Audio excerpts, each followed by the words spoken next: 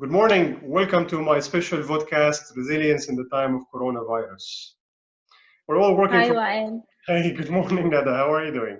Well, we're all working from home, stuck at home, be it or being asked to work from home or forced to work from home. This is the time of remote work. Today's guest is Nada Jreissati. Did I say it right? Very good. Yes, Nada is the yes, you founder and did. managing director of PragmaDoms, together with newborn organization coaching in Lebanon.com. She works with individuals and companies from various backgrounds to enhance their skills and grow their organization and leadership. Not to mention, Nada is a mother of a wonderful two and lives in the land of beauty. I guess everyone will be guessing it's Lebanon. Nada, good to have Yes. you. Thank you, Wael. My pleasure. Nada, as we were talking in the waiting room, you mentioned that you're stationed in Dubai since quite some time and you got locked down. So tell me about it. Well, it's not easy, but because I used to work from home, I used to manage my business remotely. I think I'm coping well. The thing is, I miss home and I feel like ET. I just want to go back home, but it's fine. Dubai is a very safe place, and thanks to technology, I'm managing it well so far. I hope for you and everyone who's stuck somewhere to go back home safely soon. All right, Nada, as we Thank talk you. about remote work, things are changing fast. No one predicted that would happen overnight, all right? And I guess coronavirus has placed the whole world in a gigantic test, as we say, and that test is, in every house, in every company, in every association and government as well. So for you to be able to connect with your customers and your team as managing your companies in that form, what kind of tools do you use in place?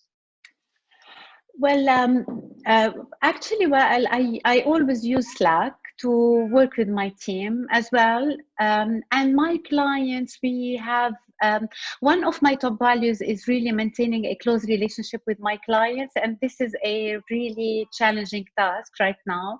I used to have closed Facebook groups with them. They get in touch with me on many WhatsApp groups. So that happened even before the COVID-19. We had a close relationship. We always used to be in contact through many online platforms. So for my team, Slack is my go-to tool.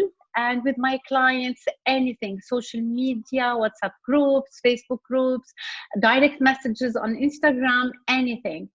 Yet, people nowadays feel the need of more attention, and it's becoming very challenging for me and my team to manage all the requests and manage probably the stress that is happening with this lockdown. So I think that there must be more other tools that I should be considering to keep the customer service at the level that I wanted it to be.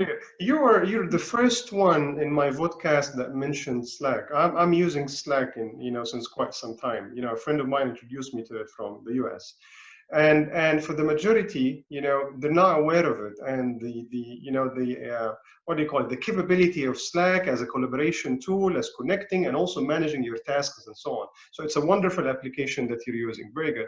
We also mentioned that attention and keeping the personal relationship with your customers. It is quite challenging, I agree with you, but again, it's the shift of mindset that we need.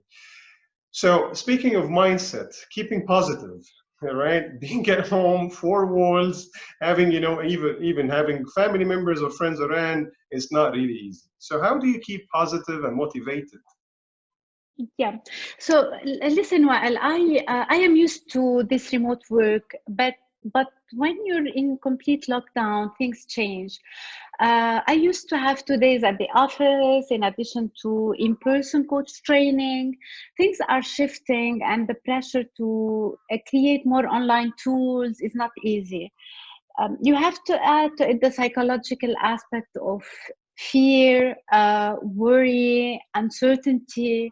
So there are many things to watch out when you're working from home. First and foremost, now you have to take care of your coronavirus virus anxiety.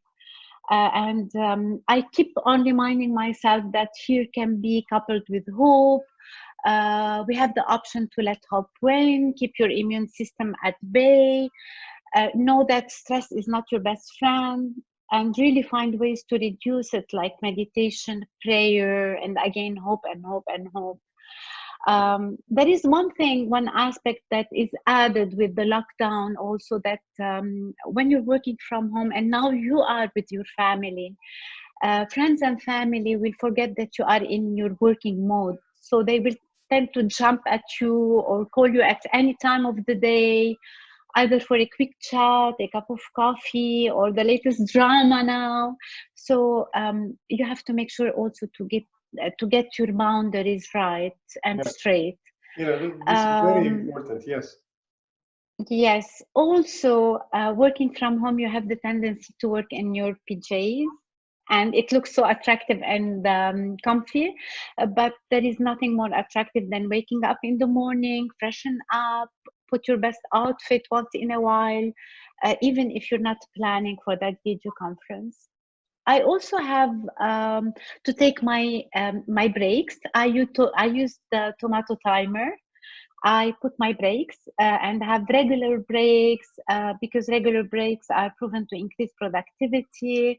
So I schedule my breaks also to have some, probably a small yoga pose, a cup of coffee, things that you don't usually have at the office. Wonderful tips, wonderful tips. I'm trying to keep up with some routine, to be honest with you. And even as you said, some individuals would find it quite casual and people all around. And I had a video conference call with a colleague and a friend of mine yesterday, and his dog was all in the video conference all the time. Okay. At the end, I said, you know what? I understand. You cannot really avoid that, but try your best. Working online is very challenging. Now, you're seeing videos going viral about someone who had probably her husband in his pants. We had also another one, someone getting even doing things. So you don't really understand that this is a working space, and people tend to feel more at home.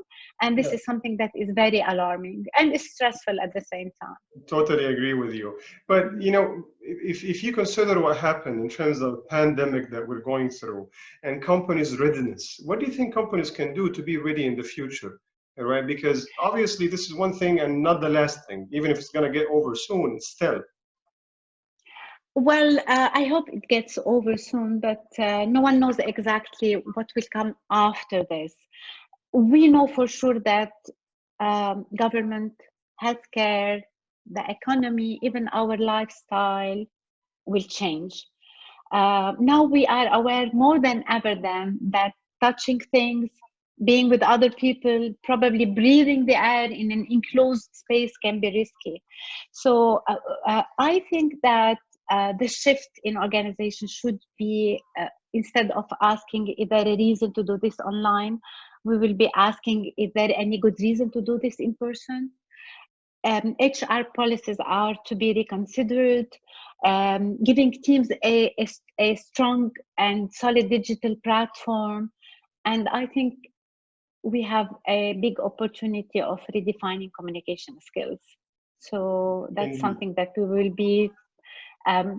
will be having another training and different training of communication skills. Indeed, that will bring a lot of opportunities. Nada, thank you so much for sharing your insights. I really appreciate it. I've taken a lot of good tips from you and look forward to having you again with me. Thank you. Thank you, Wael. Thank you. Bye. Bye-bye.